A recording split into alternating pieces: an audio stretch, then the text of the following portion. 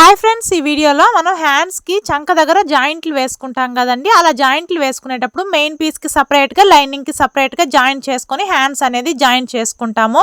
అలా కాకుండా హ్యాండ్ మొత్తం కుట్టుకున్న తర్వాత జాయింట్లు అనేది ఖర్చు కనిపించకుండా ఎలా కుట్టుకోవాలో చూద్దాము. ఫస్ట్ అయితే లైనింగ్ క్లాత్ని కింద వైపు మనకి మధ్యలో హ్యాండ్ అనేది పెట్టి పై వైపున మెయిన్ పీస్ పెట్టి ఇలా స్ట్రైట్గా కుట్టు అనేది వేసుకుంటూ రావాలి. ఇలా కింది వైపు మెయిన్ పీస్కి వచ్చేమో పై వైపుకి, లైనింగ్కి వచ్చేమో కింది వైపుకి ఫోల్డింగ్ చేసుకొని ఇలా నీట్గా రఫ్ చేసుకొని స్టిచ్ చేసుకున్న తర్వాత ఇప్పుడు ఈ రెండింటిని ఇలా ఓపెన్ చేసుకోవాలి. ఇలా నీట్గా ఓపెన్ చేసుకొని దానిపైన పై కుట్టు అనేది వేసుకుంటూ రావాలి.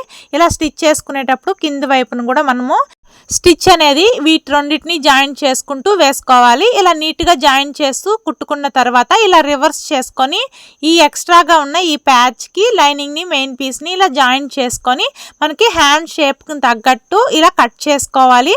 ఇలా స్టిచ్ చేసుకున్నట్లయితే మనకి ఖర్చు అనేది పై వైపుకి కనిపించకుండా ఫినిషింగ్ అనేది నీట్గా ఉంటుంది. ఒక్కొక్కసారి మనం హ్యాండ్ స్టిచ్ చేసేటప్పుడు జాయింట్లు వేయడం మర్చిపోతూ ఉంటాము, కుట్టేటప్పుడు అయితే గుర్తొస్తుంది. అలాంటప్పుడు ఇలా స్టిచ్ చేసుకున్నట్లయితే మనకి ఫినిషింగ్ అనేది నీట్గా ఉంటుంది. ఈ హ్యాండ్కి చూడండి, నేను థ్రెడ్ లేకుండానే పైపింగ్ అయితే వేశాను. ఎలా స్టిచ్ చేసుకోవాలో ఆల్రెడీ ఒక షార్ట్ వీడియో అప్లోడ్ చేశాను. ఎవరైనా చూడాలి అనుకుంటే ఈ వీడియో కింద లింక్ ఇస్తాను, చూడండి. వీడియో నచ్చినట్లయితే లైక్ చేసి సబ్స్క్రైబ్ చేసుకోండి. Bye friends.